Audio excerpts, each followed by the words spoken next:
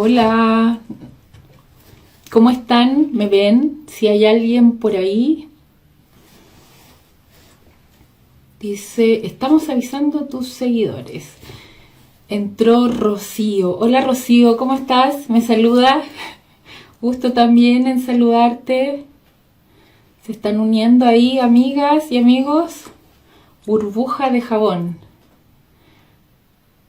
Estamos esperando que aquí viene Francisco. Perfecto.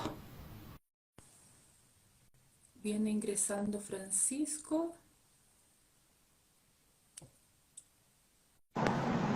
Ahí sí. Súper. Ahí está. Hola Francisco, ¿cómo estás? Hola, ¿qué tal, Leila? Bien, bien, muy bien. Qué Gusto poder bueno, ¿me estar aquí escuchas contigo. bien? Igual, ¿me escuchas bien? Sí, te escucho bien. Súper. Para Súper. las y los que nos están acompañando hoy día, un saludo gigantesco, un abrazo y cuéntenos cómo se escucha, si nos escuchan bien y si nos ven bien también, para que vamos evaluando ahí cómo nos vamos No, comunicando. déjame poner por aquí. Me parece que Se cayó. nos están mandando saludos ahí, Nati No importa. Mesías, señor. Sí, se escucha súper bien, Glory, se escucha súper. Ya, súper bien, súper bien. Qué felicidad, que estoy muy contenta de volver a conversar en estos live. Y sobre todo contigo, Francisco, es un agrado que volvamos a conversar también. Tenemos un temazo para hoy. Que tiene que ver con la denuncia, ¿cierto? Y los efectos jurídicos y psicológicos. Así es que le damos la bienvenida a todas y a todos quienes nos están viendo, quienes nos están escuchando. Muchas gracias por acompañarnos hoy. Eh, bueno, vamos, saludos a Francisco, dice, al profe Francisco, dice Lore. Vamos a tierra derecha, Francisco. Voy a presentar para todas nuestras amigas y toda la comunidad de les voy a presentar a Francisco. Él es psicólogo, ¿cierto? Es magíster también en género de la Universidad de Chile. Ha sido asesor del Departamento de Reformas Legales del Ministerio de la Mujer y Equidad de Género en mediación de riesgo de violencia para la ley de monitoreo telemático. Tengo aquí una ayuda a memoria con todo lo que esté Francisco para contarle aquí a quienes nos escuchan hoy. Muchísimas Bueno, gracias por esta perdón. conversación, Francisco. Sí, no decía que la temática de género es un tema que a mí me ha llamado la atención desde hace muchísimo tiempo, desde los tiempos que estaba haciendo el pregrado. Por eso decidí especializarme inicialmente en trabajo más comunitario y de ahí poco a poco fui derivando lo que era el tema forense. ¿Ya? Y dentro del tema forense viene el tema, como tú mencionabas, eso trabajar en el Servicio Nacional de la Mujer y Equidad de Género. Estuve trabajando 10 años ahí, atendí unas 2000 víctimas aproximadamente. Hice asesoría para el Departamento de Reformas Legales y lo otro ha sido docencia e investigación, ya publicación, participar en congresos, etcétera. ¿Ya? Y mucho peritaje. Mucho peritaje. Y Francisco, no sé si es problema mío o Ujú. las demás personas escuchan mal, pero yo te escucho un poco cortado, como que de repente se te va la señal. No sé si es que nos pueden comentar ahí las amigas y amigos que nos están escuchando, cómo escuchan ustedes, porque a mí yo lo escuchaba como entrecortado. Ya, déjame revisar algo, a ver si es que La conexión se sigue, quizás. mire, Ahí yo, está, chiquillos. Tenemos harta gente que nos está saludando. Les mando saludos a todas también. Gracias por acompañarnos hoy. Parece que es tu señal, Leila, dicen. Creo que soy yo. Oh, yo te estaba echando la culpa a ti, ¿viste? ¿Tú me escuchas bien? yo te escucho entrecortado. Ya. Ya, de Entonces repente, en démosle. general te escucho Todos bien. están diciendo, sí, porque todos nos están Ya. diciendo que se escucha bien. Así es que vamos a seguir. Ujú. Bueno, Para las y los que no me conocen, mi nombre es Leila Toledo, soy abogada, soy catedrática de Prevención e Intervención de la Violencia en Género de la Universidad de Salamanca, España, y también soy una de las directoras de la Defensoría de la Mujer. Así es que, volviendo a lo que nos convoca, vamos a conversar hoy, ¿cierto?, de la denuncia y los efectos jurídicos y psicológicos de la denuncia.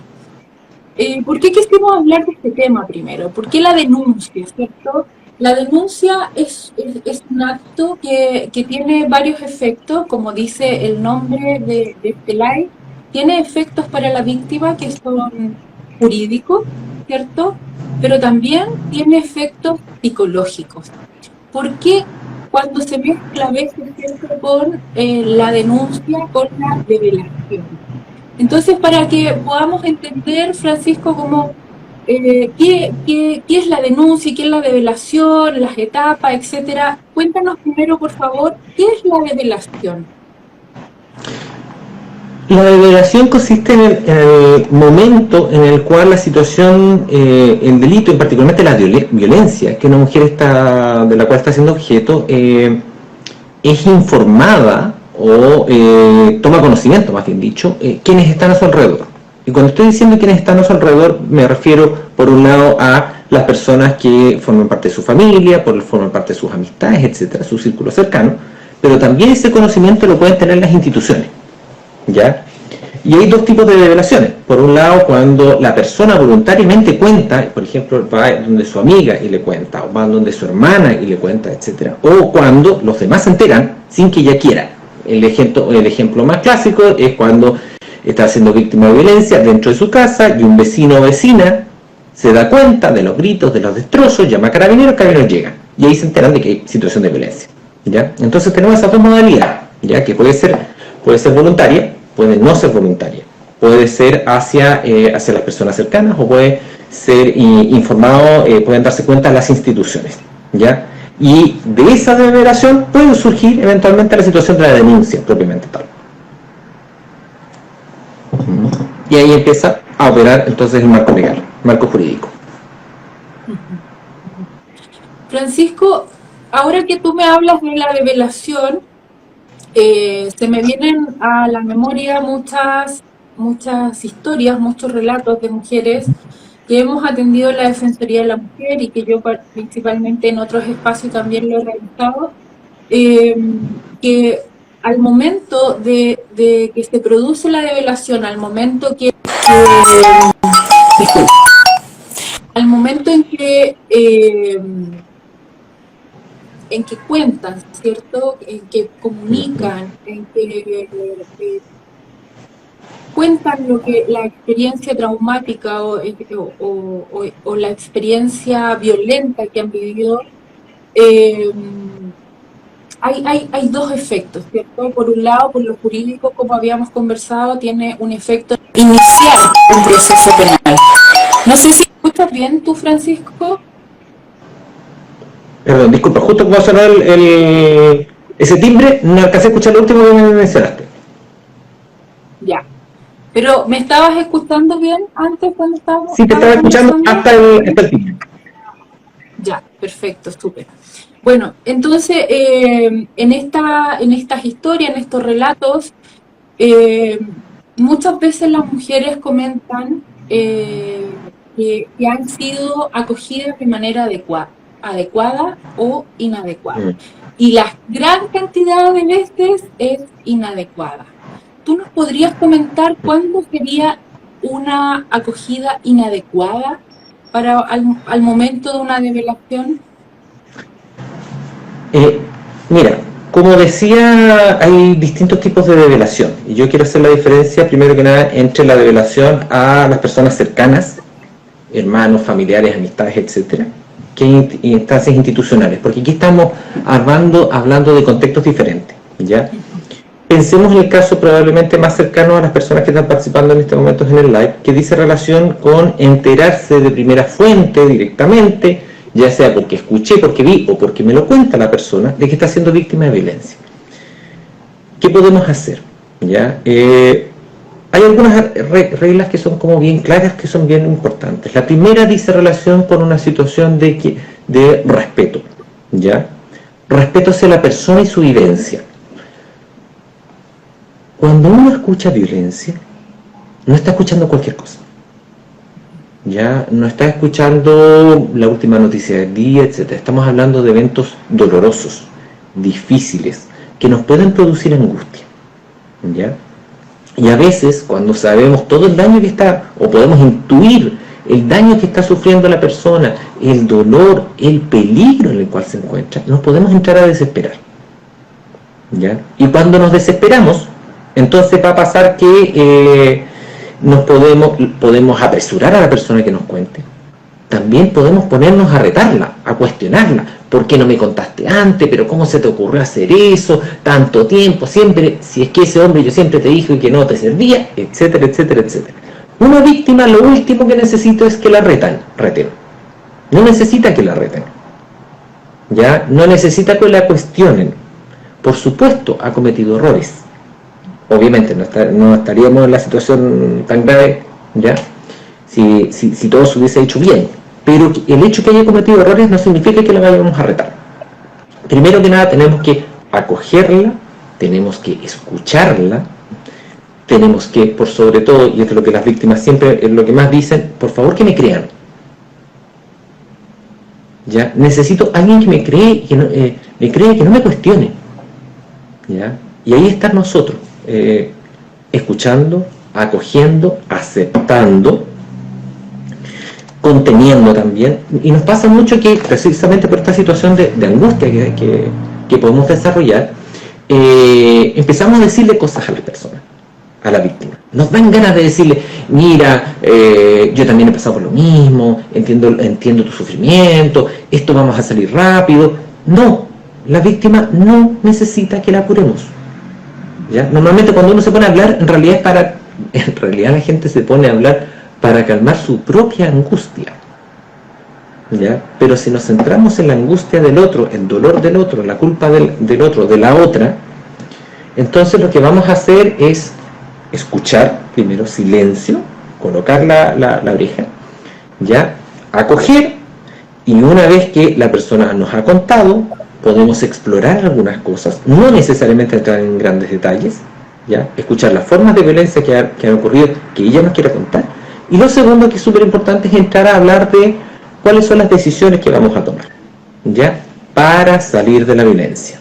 En una primera escucha, en una primera entrevista, no necesitamos llegar a grandes acuerdos, conversar las cosas de manera detallada, en lo absoluto, pero sí tener claro que tú estás sufriendo violencia, esto no te lo mereces, podemos salir de esto, y para salir de esto y ahí conversamos las decisiones, ¿ya? Normalmente las decisiones más adecuadas, los más importantes son, por un lado, buscar a otras personas que nos puedan prestar apoyo, y lo otro que dice relación con a qué institución nos podemos dirigir, ¿ya? Hay todo un tema de cuáles instituciones podemos ir para denunciar, cuáles nos van a prestar un apoyo psicológico, legal, etcétera, ¿ya?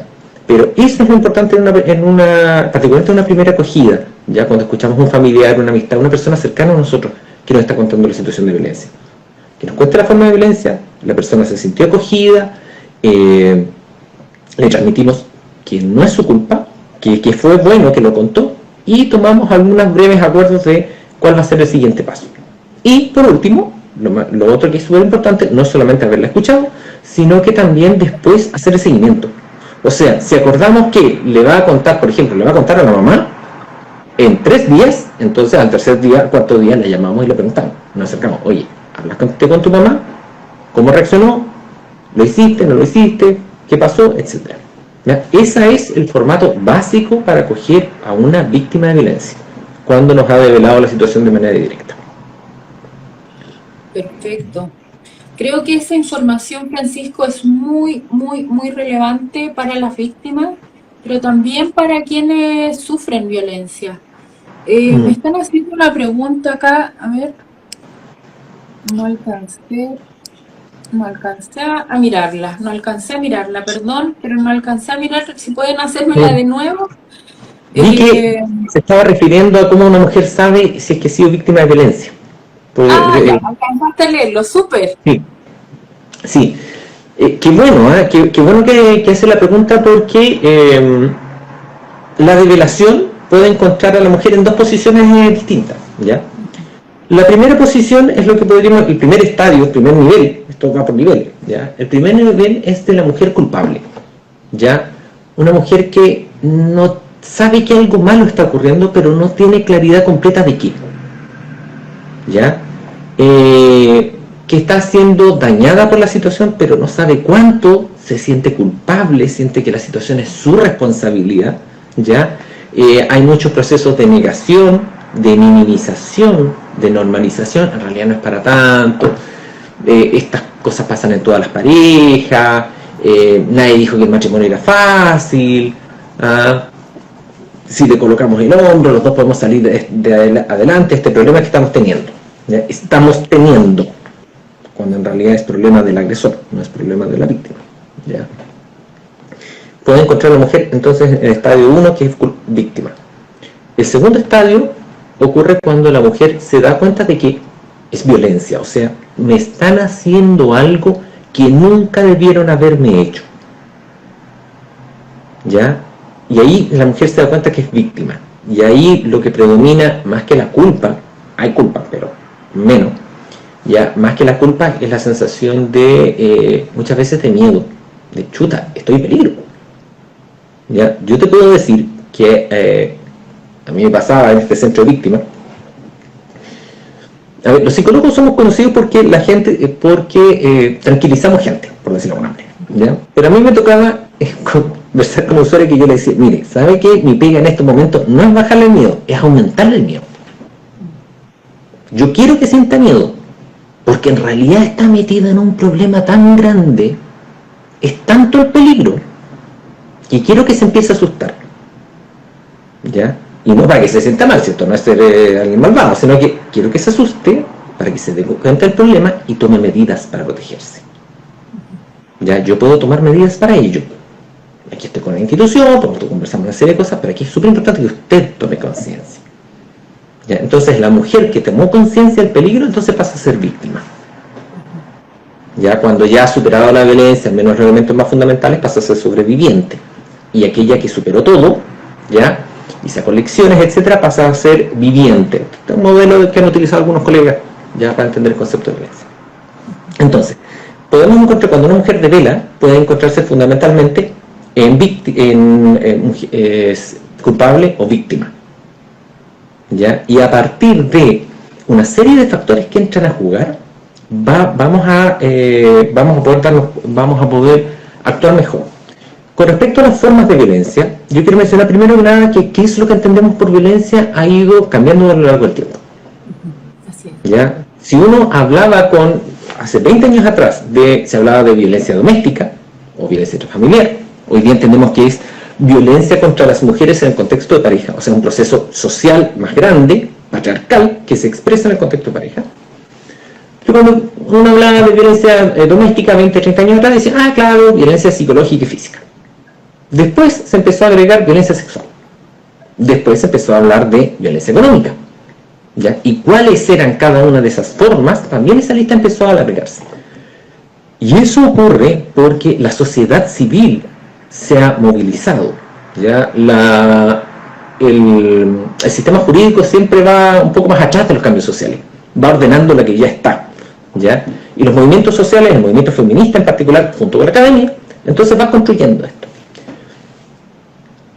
Con respecto a la persona que nos preguntó, yo quería plantearle lo siguiente: ¿cuál es el límite? ¿Ya? El límite, para dejarlo en conductas súper claras, en violencia psicológica, bueno, violencia física, cualquier forma de contacto, ¿ya? Desde un empujón para adelante, todo es ilegítimo. Violencia psicológica, desde gritos, groserías, control de comunicaciones, control de vestimentas, seguirla en el espacio público, para arriba. Para arriba estamos hablando de amenazas de que te voy a quitar los hijos, de que te voy a golpear, de que voy a dañar a tus seres queridos, ¿ya? Tenemos también las amenazas de suicidio, las amenazas de muerte. Esa es una escala. En el ámbito de violencia sexual, uno piensa, claro, fácilmente relaciones sexuales forzadas, pero también hay otras formas de violencia, ¿ya? Como por ejemplo los insultos sexuales, ¿ya? disculpa los términos que voy a utilizar, pero son los que uno escucha. Cuando a una mujer le dicen que está chancha, que está gorda, que ningún hombre se va a calentar contigo, cosas así, ¿ya? Eso ya es violencia sexual.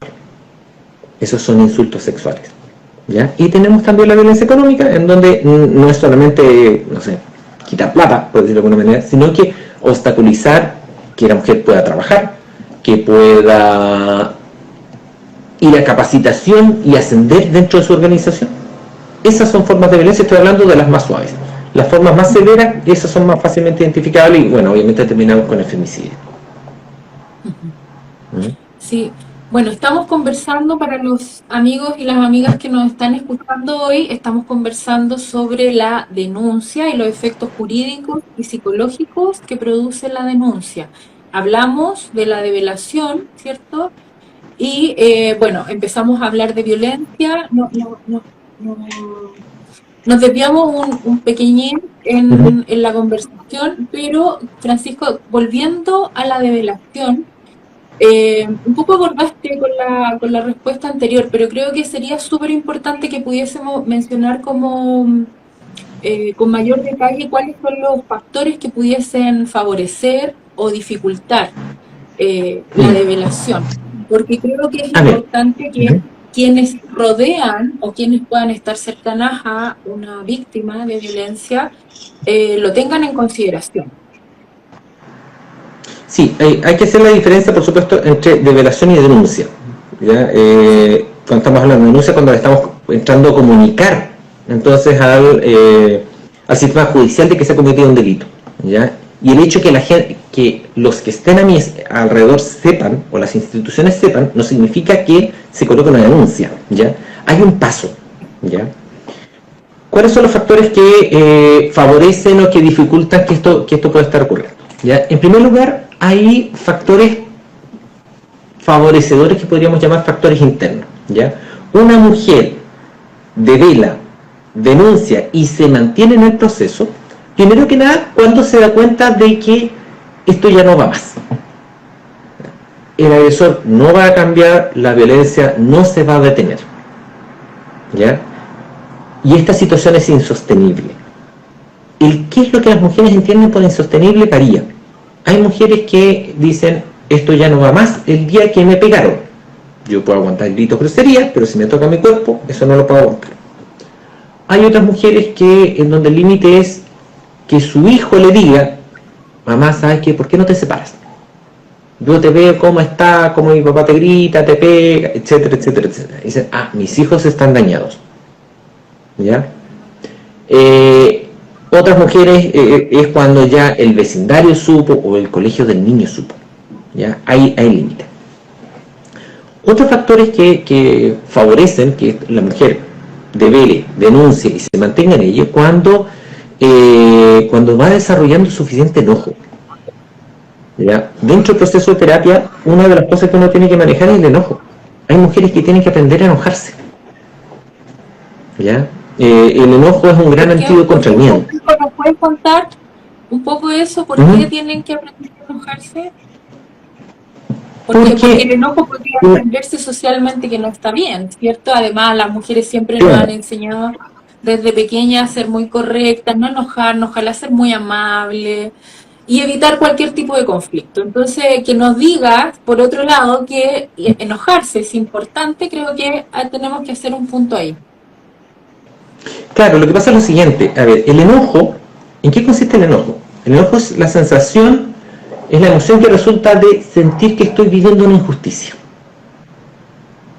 Y para parar las injusticias yo tengo que enojarme, ¿ya? Para colocarle límites al agresor yo tengo que enojarme, ¿ya? Nadie va y le dice a su agresor, nunca más, no hagas eso más, desde la pena. Tú no puedes hacer eso desde la pena, no puedes hacerlo eso desde el miedo, uno lo hace desde el enojo. Estamos hablando de enojo, no estamos hablando de ser violentos.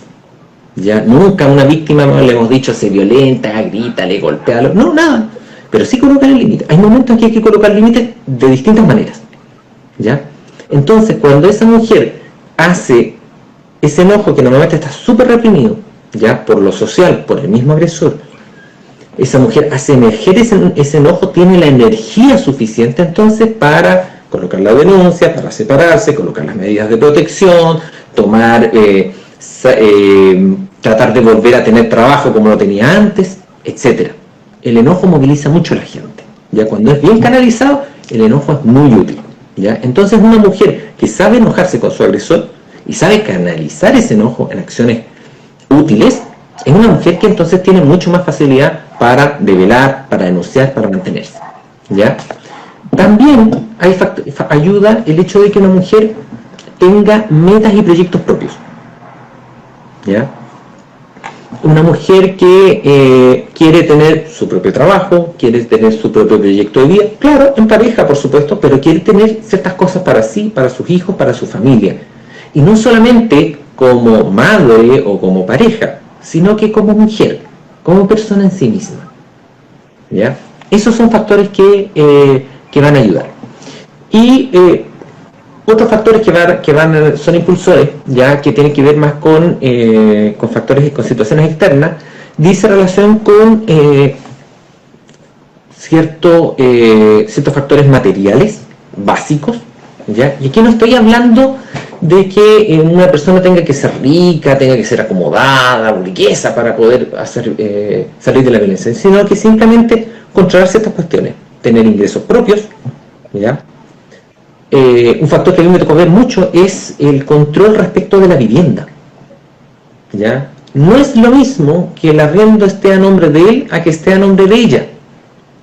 Que la casa sea de la familia de él a que la casa sea de la familia de ella. ¿Ya? Y eso se ve en los distintos niveles sociales. ¿Ya? Entonces ese control sobre ciertas cuestiones económicas, tener ingresos, un lugar donde vivir, etcétera, tener un trabajo, ayuda a que una mujer se sienta más tranquila, más segura. Y lo otro, por supuesto, que es el apoyo social. Emancipación ¿Sí? económica. Por supuesto. Por supuesto. El ser dueña de casa es muy mal negocio para las mujeres. ¿Ya? A la larga o a la corta lo pagan. ¿Ya? Si las situaciones de violencia, para qué hablar del reconocimiento del trabajo no remunerado doméstico, lo que va a implicar el día de su jubilación, etcétera, etcétera, etcétera. ¿Ya? La autonomía económica es fundamental. Y lo otro tiene que ver con factores que van a ayudar, van a ser un contexto social, ¿ya? Amistad, familiares, comunidad que apoye, y también instituciones que funcionen, ¿ya? Porque una mujer puede tener todas las ganas, todo el convencimiento, todo el apoyo, pero si las instituciones no están funcionando, del Servicio Nacional de la Mujer, de las policías, de la Fiscalía, de los tribunales, etcétera, ¿ya? Entonces las barreras con las cuales se puede encontrar pueden ser muy grandes y puede hacer que esa mujer desista de continuar. Eso, brevemente, cuáles son los factores que pueden que favorecen. Sobre factores que obstaculizan, ya tenemos el tema del miedo, tenemos el tema de la culpa, tenemos también el tema de la vergüenza, tener que contar a los demás, ya que los demás sepan que en realidad mi relación de pareja que parecía tan linda, en realidad es súper mala, terrible, dolorosa, ya también es obstáculo el cariño o amor que uno le siga teniendo al agresor, ¿ya? Y este es un tema súper trabajado en psicoterapia. A mí me pasaban mujeres que pasaban meses de terapia, meses de tener la relación, y me decían, ¿sabes que igual hay un espacio dentro de mí que todavía lo quiere? Yo le decía, mira, está bien. Bueno, tú sabes que no hay que volver con él por lo agresor que, claro, por supuesto. Pero esa ambivalencia, en cierta forma, es normal. El problema es cuando esa ambivalencia nos hace tomar medidas equivocadas, ¿ya? Y dejamos que nos endulcen el oído, que nos digan ciertas palabras de arrepentimiento, y lo clásico, y eso tú lo has visto, Leila, tantísimas veces, mujeres que colocan la denuncia, los agresores prometen cambio, ya, y hagamos una nueva vida juntos, si es que tú echas abajo la denuncia. ¿Ya? Sí. ¿Quién quieres que les cree? ¿Sabes que también creo, Francisco, que otro de los factores que son importantes que dificultan la develación también son los estereotipos que se tienen de la víctima? Como que nadie quiere parecer este estereotipo que muestran de víctima, que siempre es una mujer eh, dependiente, muchas veces de escasos recursos, sin educación, y eso es un estereotipo, o sea, eso es falso, absolutamente falso, Absolutamente. es una construcción social de estereotipo de víctima que también produce que las mujeres que están siendo víctimas no quieran verse representadas en este Sí, estereotipo social. ese estereotipo de la víctima típica tiene dos efectos. Uno tiene un efecto en tribunales, ¿ya? Porque cuando una mujer no está triste, apocada, culpable, sino que está enojada, es más difícil a veces convencer a un tribunal de que ella es víctima, ¿ya? Eso es factor uno. Y factor dos, lo que tú acabas de mencionar ocurre especialmente en las mujeres, entre comillas, exitosas, ¿ya? Mujeres que han construido su vida superando una serie de obstáculos, alcanzan puestos altos en su trabajo, ya, o a nivel social, ya, se han hecho mismas, se han hecho a sí mismas, ya. Entonces no están acostumbradas a verse a sí mismo como alguien que ha sido pisoteada por un otro, ya. Pero la violencia es eso, es que el otro, hay un otro, ya, y estamos hablando de violencia en el contexto de pareja, violencia patriarcal, por lo tanto estamos hablando de un varón que ha hecho distintas maniobras para controlarla, para someterla, ya, porque ese es el eje fundamental de la violencia, el control, el sometimiento, ya. Luchar contra la violencia es luchar por la equidad, es una lucha por los derechos humanos finalmente. Creo que eso, lo que acabas de mencionar, Francisco, a mí me gustaría recalcarlo, porque a mí me gusta mucho atender a las mujeres que llegan por primera vez, la primera atención, realizarla yo en la DEF. Y una de las cosas que se repite mucho es, esto me pasó a mí, ¿por qué me pasó a mí? Como si yo tengo algo malo. Y es importante también entender bueno, que esto también tiene, independiente de las características, la relación, el agresor, etcétera, también hay patrones culturales que dicen relación con el patriarcado y que está, como tú dices, enfocado directamente a continuar la dominación de la mujer, ¿cierto?, por sobre el hombre. Entonces, cuando se comprende esto, también se mira el episodio, la violencia o el trauma desde una mirada más amplia que también permite comprender muchísimas otras cosas, sentir empatía también, poder verse en otras. Y eso creo que esa sinergia es súper, súper importante y sanadora también. Y eso se dan cuenta además las mujeres cuando participan en procesos reparatorios grupales, ¿ya? Cuando empiezan a escuchar, oye, lo que me pasa a mí, en realidad le pasa a mi compañera, la otra más, y acá, y en distintos contextos, distintas realidades, en realidad son muchísimas, ¿ya? Y no es solamente que es algo que pasa dentro de la casa, ¿ya? Lo que le pasa a las mujeres dentro de la casa, finalmente, es lo mismo que le pasa, siempre doy el mismo ejemplo, le pasa a las mujeres cada vez que toman el metro, cada vez que toman el bus, ¿ya? Y hay un hombre que las agrede sexualmente, ¿ya? Nuestra sociedad es una sociedad basada en privilegios. Los varones tenemos privilegios sobre las mujeres por este sistema patriarcal, ¿ya? Y los varones, yo puedo salir, entre comillas, lamentablemente puedo salir con mayor tranquilidad que las mujeres al espacio público, ¿ya? Porque yo sé que hay varones que van a agredir a mujeres y no nos van a agredir a otros varones, ¿ya? Entonces es un sistema, lo mismo que le está pasando en el ambiente doméstico es lo que está pasando en el ambiente laboral cuando hay discriminación y acoso, ¿ya?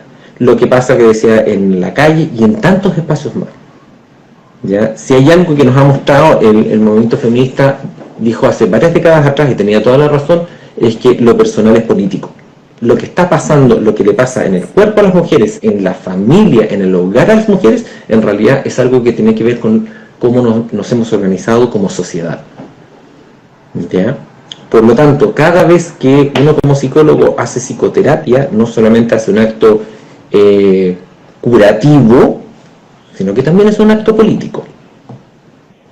Cambiar las normas de la sociedad, obtener mayor igualdad. ¿Ya? Y esa psicoterapia tiene que ver no solamente con curar heridas del pasado, sino que también implica el ir asistiendo, apoyando a la mujer durante este proceso. Porque la denuncia, la revelación y la denuncia es el primer paso. Y hay varios pasos más. Y tú lo sabes, ¿ya? Todas las audiencias, el tener que estar recopilando la prueba, ¿ya? Cómo quedan las mujeres cuando muchas víctimas, me acuerdo que me tocaba recibirlas después de la audiencia, me decía, es impresionante cómo él mintió, ¿ya? Y decía que yo era la agresora, pero ¿cómo se atreve a decir eso si él era el que ¿ya? Entonces uno va apoyando eso, ¿ya? Un adecuado apoyo no solamente legal, sino que psicológico, en algunos casos social, ¿ya? Que además le explique, y esto es un elemento súper importante en la mantención, la posibilidad de una mujer de mantención después de haber develado, dice relación con entender cómo funcionan las lógicas institucionales, ¿ya?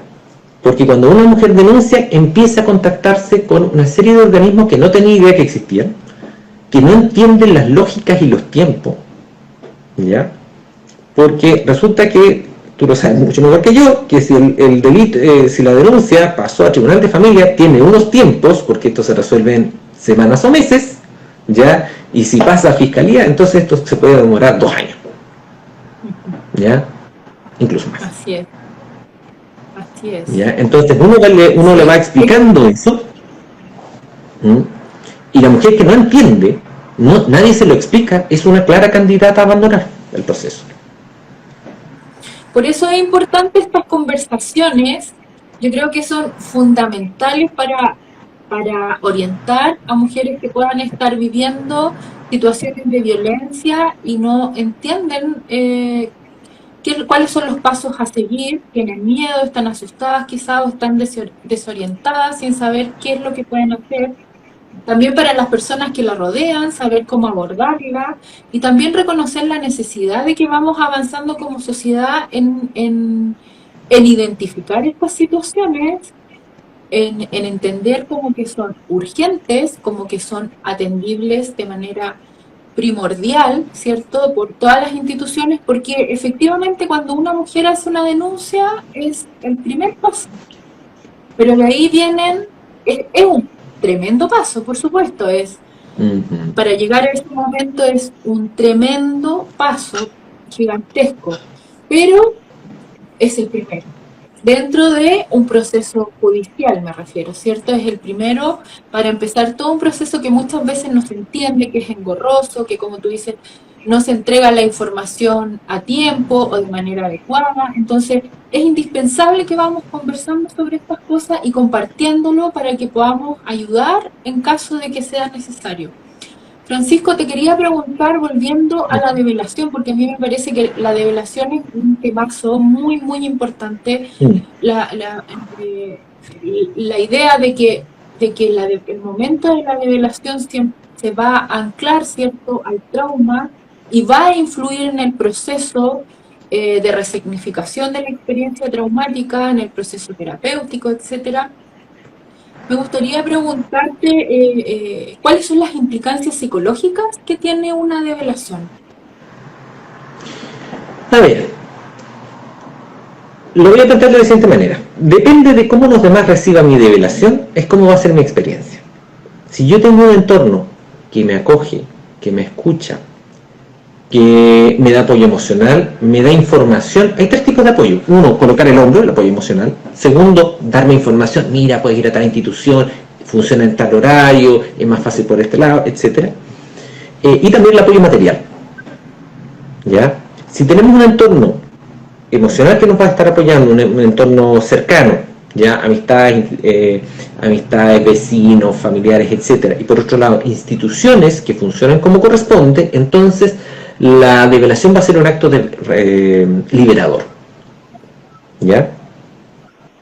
Si por el contrario nos pasa que vamos a las policías y yo quiero denunciar violencia física, pero ya no me quedan marcas. Y me pasa que me dicen, no, pues aquí con marcas se hace solamente con lesiones se puede hacer denuncia de violencia física. Y eso pasa. Muchas víctimas les ha pasado eso de manera muy desagradable. Si es que hay víctimas que les va a pasar que se tienen que desdoblar, ¿ya? Porque resulta que le dicen, mire, para esto, para la asistencia con psicólogo, vaya a tal lado, ¿ya? Si necesita medicamentos, va al CEFAM o va al psiquiatra particular, ¿ya? Que para la asistencia legal en tal lugar. Y además tiene que ir a tribunales y se empieza a dar cuenta que, chuta, hay tanto lugar al que hay que ir, ¿ya? Y tengo tan poco tiempo, ¿cómo lo hago? Y no entiendo esto, y además pasan ciertos tiempos, ¿ya? Tenemos entonces un sistema que no va a acoger bien a las víctimas, ¿ya? Hay centros, hay distintos, necesitamos por lo tanto gente que nos explique las cosas bien. Necesitamos espacios que estén sensibilizados, porque si yo voy a tribunales, por ejemplo, tribunales tienen capacitación, mayor o menor la podemos discutir. Yo creo que en general ha ido crecientemente mejor la capacitación en tribunales, pero hay instituciones en donde esa capacitación, esa formación, esa sensibilización acerca del fenómeno del patriarcado no es igual, ¿ya? Y podemos encontrarnos con gente que nos diga, mire, estos son problemas de pareja, y no es un problema de pareja, ¿ya? Yo siempre doy el siguiente caso: si usted escucha a una víctima, jamás la mande a terapia de pareja, ¿ya? Porque no es que los dos tengan un problema, es que él tiene un problema. El agresor tiene un problema y hay que detenerlo, ¿ya? También en ese sentido ha sido un apoyo súper importante, en cambio, por ejemplo, las redes de las instituciones, de las ONG, de los colectivos feministas, que pueden hacer un apoyo directo súper importante, ¿ya? Tenemos todavía gente que lamentablemente, en cambio, no apoya cuando retan a la víctima y dice, bueno, usted se casó, te quería esto, arréglesela, ¿ya? O te he visto tantas veces terminar con él y vuelves que ya me tienes aburrida, ya te he escuchado 100 veces la misma historia, no te voy a creer, ¿ya? A una mujer que es víctima de violencia, 10 veces terminó con el agresor, 10 veces volvió, 10 veces la volvemos a coger, ¿ya? Toda mujer tiene su propio ritmo. Hay mujeres para las cuales es más fácil de velar, denunciar, detener, ¿ya? Y hay otras que es más difícil, ¿ya? Nosotros no conocemos cuál es la historia que está detrás de esas mujeres, y normalmente las mujeres que les cuesta más, las que más han regresado con los agresores, es porque tienen todo un historial de estas fuerzas que hacen que sigan en el contexto de violencia, ¿ya? De familias que no han apoyado, de dificultades materiales, de malas experiencias por las policías, ¿ya? Ahí recordémonos también a las tesis, ¿ya? En la famosa performance, el violador en el camino, ahí dejaron clarísimo cuál es el justo enojo que tienen tantas víctimas contra las instituciones cuando las instituciones no funcionan, ¿ya? Y las castigadas al final son ellas.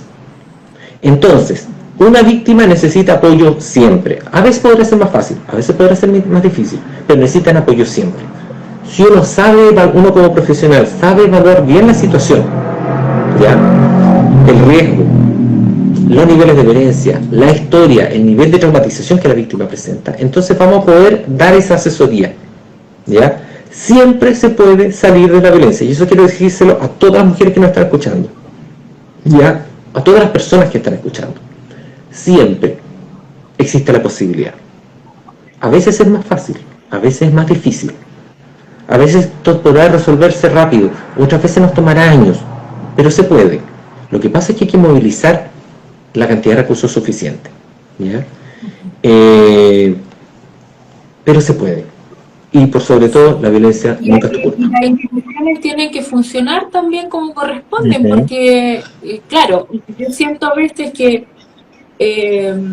nos llama mucho a la denuncia, haz tu denuncia, haz tu denuncia, haz tu denuncia, pero poca capacitación en quienes toman las denuncias, poca empatía, no solamente desde lo jurídico, también desde lo psicológico. Por eso a mí me interesaba mucho conversar contigo hoy, Francisco, porque siento que en lo que dice relación con violencia de género, violencia hacia la mujer, en todos los tipos, eh, creo que es indispensable un trabajo interdisciplinario, que podamos unir visiones porque no podemos abordar solo desde lo jurídico. Nos quedamos súper cortos y es muy probable que las posibilidades de que se abandone el proceso porque es doloroso, es largo, es agotador, porque muchas veces es inhabilitante o no concuerda con la vida laboral.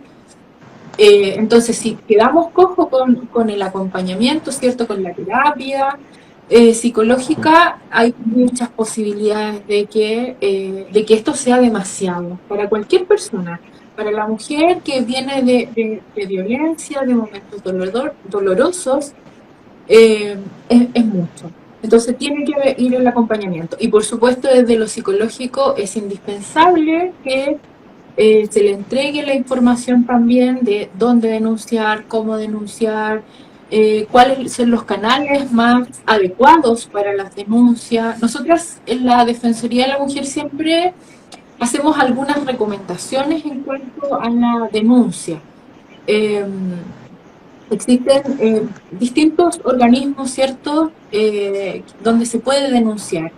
Está el Ministerio Público, la Fiscalía, están los tribunales de familia, está directamente en los tribunales, está la policía de investigaciones y está Carabineros, ¿cierto? Pero cuando estamos frente a una situación de violencia intrafamiliar, nosotros siempre recomendamos la denuncia en los tribunales de familia. Aunque los tribunales de familia están un poco colapsados y de repente no les gusta mucho que todas las denuncias se vayan para allá, pero siempre es lo más eficiente porque es quien tiene la potestad, ¿cierto?, de poder decretar medidas cautelares de inmediato.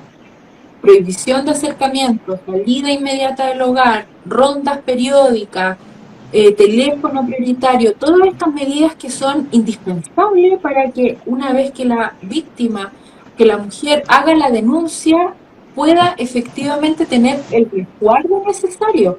Porque como comentábamos, la denuncia es el primer paso, pero de ahí nacen también otras aristas que van a tener que tenerse en consideración y es indispensable, lo primero, que la víctima esté protegida, ¿cierto? Entonces nosotras siempre recomendamos los tribunales de familia para hacer las denuncias. Y bueno, quería hacer un comentario.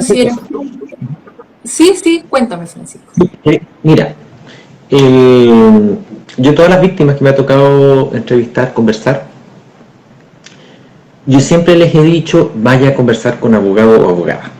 ¿Ya? Muchas me dicen, pero es que yo no quiero denunciar. Es que ni siquiera si es que vas a denunciar o no. Puede que nunca denuncies. Pero primero que nada, tienes que estar informada de tus derechos. Hay muchas mujeres que no saben cuáles son sus derechos en un contexto de violencia. ¿Ya? Segundo, porque cuando uno resuelve el tema de la violencia, también tarde o temprano se va a tener que encontrar con otras situaciones, como por ejemplo la relación directa y regular, también llamado visitas, los alimentos, también llamados pensiones, ¿ya?, las separaciones, los divorcios, etc. ¿Ya? Y también es súper importante porque a veces yo puede que esté ahora en una situación, entre comillas, manejable, entre comillas, ¿ya?, pero puede que la violencia escale y tenga que estar tomando decisiones rápidas. Y si tengo que tomar decisiones rápidas, por ejemplo una denuncia, es mucho mejor, tú lo sabes mejor que yo, que mi abogada o abogado esté enterado antes a que se tenga que estar enterando a la carrera rápidamente, sabiendo que la audiencia es en un par de días más.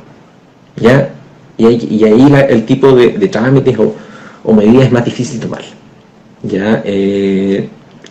Esta es una situación que puede resolverse, ¿ya?, pero siempre es mejor empezar a prepararse lo antes posible. Así es, estoy totalmente de acuerdo contigo, Francisco. Muy, muy de acuerdo. Oye, nos han acompañado, amigos y amigas. Ya casi estamos llegando al término, estamos casi en una hora. Y bueno, Francisco, te quería agradecer por esta conversación. Siento que ha sido muy interesante, muy informativa. Creo que es un espacio que debemos seguir desarrollando, seguir conversando. Y me gustaría que tú nos dieras unas palabras de cierre para mujeres que puedan estar viviendo una situación de violencia y tienen miedo a contar, a hablarlo con alguien. Me gustaría que tú pudieras cerrar enviándole alguna recomendación desde lo psicológico. A ver, la primera recomendación es no te lo guardes para ti misma. El silencio es cómplice del agresor. Si tú te quedas callada, le estás haciendo un favor a tu agresor. El agresor normalmente quiere que nadie sepa que te está maltratando. ¿Ya? Así cada vez que tú lo conversas, lo cuentas a alguien, estás rompiendo ese cerco. ¿Ya? Segunda recomendación, algo que ya dije, nunca la termino de insistir. No es tu culpa que te griten, que te insulten, que te empujen, que te amenacen. Es responsabilidad de quien lo hace, no de quien lo recibe. Ya, yo a las pacientes que yo he tenido siempre también me gusta hacer el mismo ejemplo. Es como, le digo, si yo voy por la calle, me llaman por teléfono, supongamos que tengo un teléfono caro, ya lo saco, me llaman y en la calle vino un asaltante y me lo roba. ¿Con quién hay que enojarse? Había pacientes me decían, no, es que con una, porque uno sacó el teléfono. Oye, si tú tienes derecho a sacar tu teléfono, ya, no importa el lugar, tienes derecho a sacar tu teléfono. ¿Con quién hay que enojarse? Con el ladrón, con el asaltante, el que te agredió. Con ese hay que enojarse, no te enojes contigo. Ay, sí, cuando buscamos explicaciones, muchas veces empezamos a buscarnos a nosotros, es que yo hice esto, es que yo nunca debía... No, el tema es de quien te gritó, ese es el responsable de haber utilizado la violencia y no haber utilizado otra manera para tratar de resolver las diferencias. Así que no es culpa tuya. Puede que te hayas equivocado, por supuesto que te puedes haber equivocado, puedes haberte equivocado millones de veces, de muchas maneras, pero la culpa no es tuya, la responsabilidad es del agresor. ¿Ya? Tercero, no solamente háblalo, sino que busca apoyo en personas de tu confianza. Si tú estás teniendo violencia, hay al menos dos apoyos que necesitas, que uno que es el psicológico y el otro que es el legal, por los motivos que ya hemos conversado. ¿Ya? Se puede.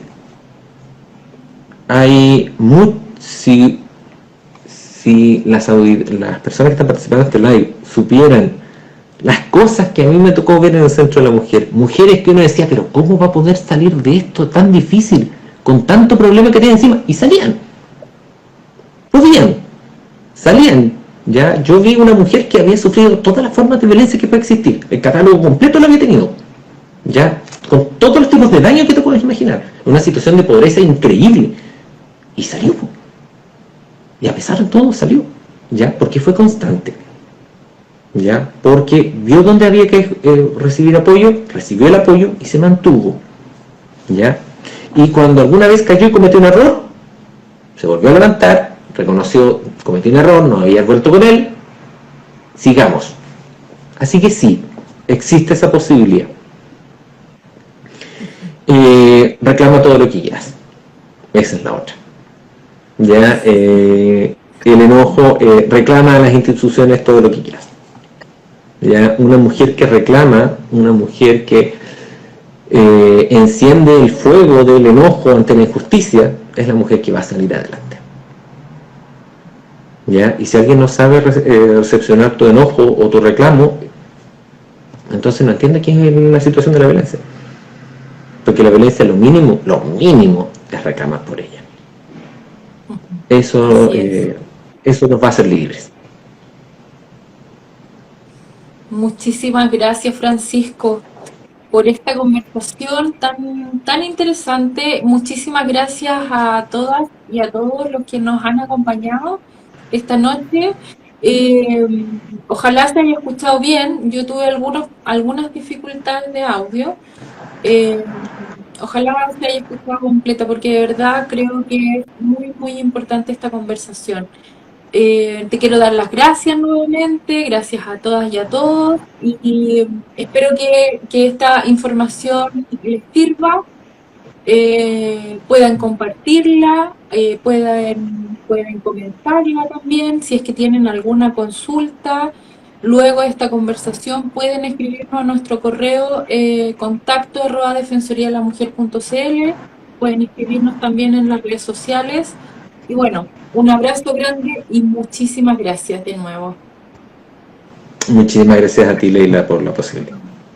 Conversar de este tipo de temas es algo que disfruto mucho. Muchas gracias. Chao.